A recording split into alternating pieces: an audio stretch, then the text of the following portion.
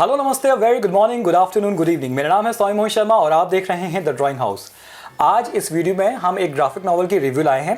इस graphic novel का नाम है the violated chapter 1 and also I do have chapter 2। The violated has been printed and published by the right order और इसको create किया है, इसको लिखा है और इसकी इलस्ट्रेशंस, इसका आर्टवर्क दिया है सौम्य दास ने। तो आज ये सौम्य मोहित शर्मा सौम्य दास भाई का की इस ग्राफिक नॉवल को रिव्यू करेगा।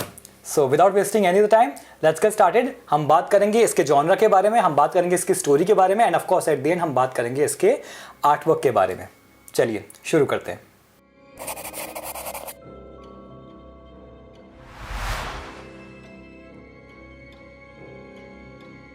The violated.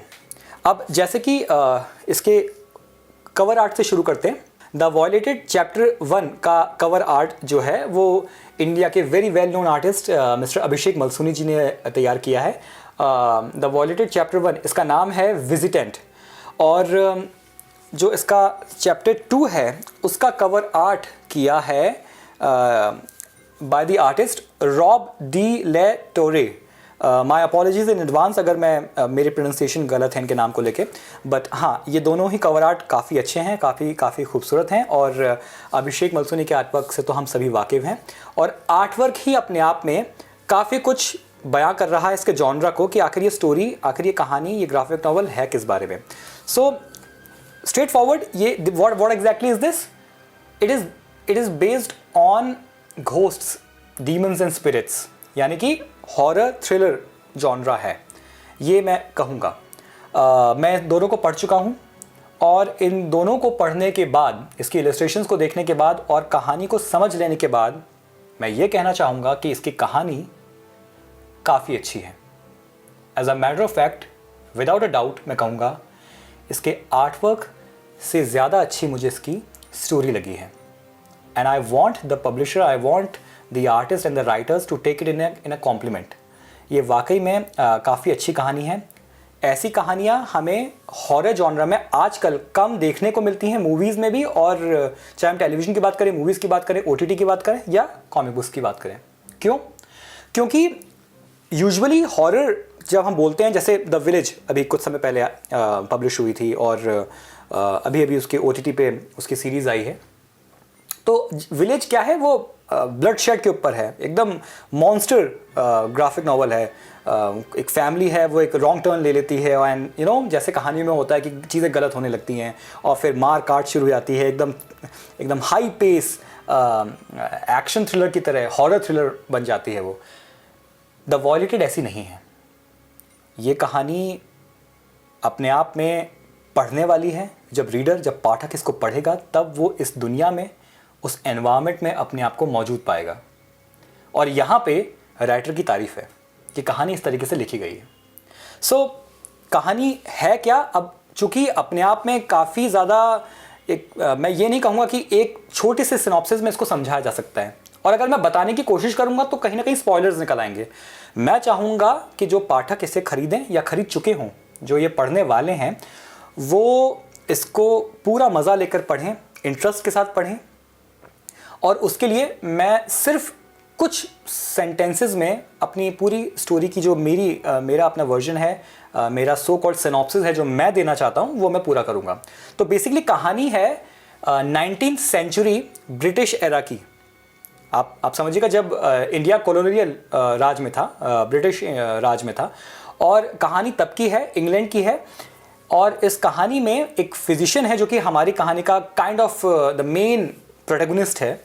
उसको इंडिया से बुलाया जाता है, उसका एक फ्रेंड उसको बुलाता है एक साइंटिफिक इन्वेस्टिगेशन के लिए। He is a physician, he is a doctor. उसको बुलाया जाता है कि भाई तुम वापस इंग्लैंड में आओ, विडबी में आओ, और यहाँ पे तुम्हारे लिए एक बहुत इंटरेस्टिंग केस मौजूद है। वो केस जो है मल्टीपल पर्सनैलिटी डिसऑर्डर का है, ऐसा उससे कहा जाता है। और इसी बात से वो बहुत एक्साइटेड हो जाता है कि लेट्स सी कि क्या देखने को मिलेगा। अब जब वो इंग्लैंड पहुँचता है और उस लोकेशन पे पहुंचता है, मैं लोकेशन के बारे में भी ज़्यादा मैं डिटेल्स नहीं देना चाहूँगा अगेन, लेकिन जब उस लोकेशन पे पहुंचता है और उस इंसान से मिलता है जिसका नाम है एलिजाबेथ येन। उससे मिलता है और पता चलता है कि इस फीमेल कैरेक्टर के ही चारों तरफ पूरी कहानी रिवॉल्व कर रही है। ये जो so called multiple personality disorder जो उसे शुरुआत में लगता है, लेकिन कहानी के आखिरी पन्ने तक आते आते फिजिशियन को और खुद हमको ये पता चल जाता है कि it's not about multiple personality disorder, it's about ghosts and spirits. और उस लेडी के शरीर को कई सारे अलग अलग आत्माओं ने पजेस कर रखा है। That is the end of the first chapter and it is interesting as hello.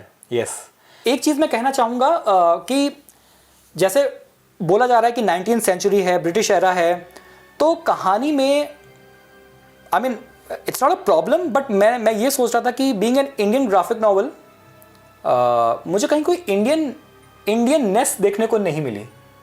You understand what I mean? यानी कि कहानी अपने आप में इतनी बाहर की है कि उसमें वो इंडिया का जो रेलेवेंस देने की ज़रूरत थी कि वो कॉलोनियल टाइम है और इंडिया में वापस आया है। अभी तक फर्स्ट एंड सेकंड चैप्टर में तो मुझे अभी फ़िलहाल कुछ इस तरीके का कोई हिंट नहीं मिला कि मतलब व्हाट्स इंडियन अबाउट इट।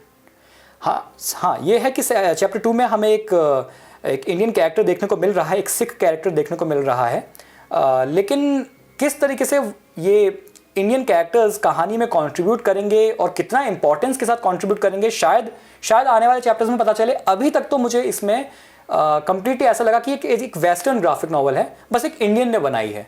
तो am I right, am I wrong? Maybe the creators will be able to tell, वो बोले इस बारे में तो ज़्यादा बेटर है। एंड द सेकेंड चैप्टर उसी का कंटिन्यूशन है। सेकेंड चैप्टर में भी वही कहानी चल रही है। जैसे मैंने शुरुआत में बोला, कहानी अपने आप में इंटरेस्टिंग इतनी तो डेफिनेटली है कि मैंने जब फर्स्ट पढ़ा तो सेकंड के एंड तक मैं नहीं उठ पाया। I just wanted to read the second chapter as well, और now I am hungry for more. मैं वाकई में पढ़ना चाह रहा हूँ। सो स्टोरी वाइज तो मैं डेफिनेटली सौम्य दास भाई को कहूँगा, if you are watching this Saumya भाई, इस सौम्य को ये कहानी बहुत अच्छी लगी है, काफ़ी इंटरेस्टिंग लगी है। और मैं अपने चैनल के ज़रिए, अपने चैनल के माध्यम से सभी व्यूअर्स को, सभी रीडर्स को मैं एक अच्छी स्टोरी के लिए ये violated chapter 1 and chapter 2 definitely recommend करूंगा कि आप एक अच्छी कहानी के तौर पे इसे पढ़ें। अब मैं बार बार अच्छी कहानी कह चुका हूँ, इसका मतलब ये नहीं है कि मैं इलस्ट्रेशंस के बारे में बात नहीं करूँगा या मैं इलस्ट्रेशंस को थोड़ा कम आंकूंगा। बेसिकली सौम्य भाई से मेरी टेलीफोनिक कन्वर्सेशन पे बात हुई थी और उस बात के दौरान ही मुझे पता चला कि ये specific project as a graphic novel के फॉर्म में वो बनाना चाहते थे, और लगभग 10 साल हो चुके हैं, ऑलमोस्ट ओवर अ डिकेड, कि वो ये चाहते थे कि इस पर जल्दी से जल्दी वो एक स्टोरी तैयार करें, ग्राफिक नॉवल तैयार करें, जिसको बनाने के लिए उन्होंने खुद इलस्ट्रेशन सीखी हैं। Now that's the kind of passion I am talking about. ये पैशन है जो मुझे पसंद है, और ये पैशन है जो कि मैं समझता हूँ कि हर ट्रू रीडर और true fan, comic book and graphic novel fan पसंद करता है और एडमायर करता है, करना भी चाहिए। सो सौम्य दास की ये ग्राफिक नॉवल, इनका अपना खुद का आर्ट वर्क है, और अगर आप इसके इंटरनल पेजेस को देखोगे तो what you will find out is कि पूरी की पूरी जो ग्राफिक नॉवल है अपने आप में वो ब्लैक एंड वाइट है। नाउ आज के टाइम में जब कोई पब्लिशिंग में उतर रहा है और अपनी ग्राफिक नॉवल निकाल रहा है, ऑफ कोर्स कुछ ना कुछ फाइनेंशियली भी वो कंट्रीब्यूट कर रहा है अपनी ग्राफिक नॉवल में, मार्केट में डिस्ट्रीब्यूट करने के लिए पैसा लगा रहा है, तो इतना भी मुश्किल नहीं है कि आप उसे कलर ना बनाओ, राइट? सो मैं समझता हूँ कि इसको इंटेंशनली ब्लैक एंड वाइट रखा गया है, और अब जब मैं बोल रहा हूँ तो मुझे लग रहा है कि according to the story and according to the feel and look of the entire thing, black and white जो ग्रे स्केल विजुअल्स हैं वो सूट कर रहे हैं। तो जैसे कि कहा 19th सेंचुरी की बात हो रही है, तो उसी तरीके के परिधान हैं, उसी तरीके की कॉस्ट्यूम्स देखने को मिल रही हैं, कैरेक्टर्स उसी तरह की भाषा बोल रहे हैं, वही हम पढ़ पा रहे हैं यानी कि, और एनवायरनमें भी कुछ वैसा ही है। और the violated will give you the feel of those Hollywood movies, those horror movies जिसमें जंप स्केयर्स नहीं होते हैं, जिसमें कहानी प्रधान होती है, कहानी मेन होती है, और वो आपको धीमे धीमे अपने अंदर इन्वॉल्व भी कर लेती है और एक सेंस ऑफ एक डर अंदर पैदा कर लेती है कि अब क्या होगा। और एज अ रीडर जब मैं पन्ने पलट रहा होता हूँ तो मैं वही डर फील करता हूँ कि अगला पन्ना कब आएगा और अगले पन्ने में क्या होने वाला है, what's going to happen in the next page. So मैं कहूँगा एज अ आर्टिस्ट सौम्य दास का काम बहुत अच्छा है, बट डेफिनेटली जो प्रोफेशनल आर्टिस्ट, जो प्रोफेशनल कॉमिक बुक आर्टिस्ट होता है, जैसे कि कवर आर्ट है, वैसा नहीं है। तो I won't call it a drawback, but I would say India में बेसिकली ये एक बड़ी दिक्कत है।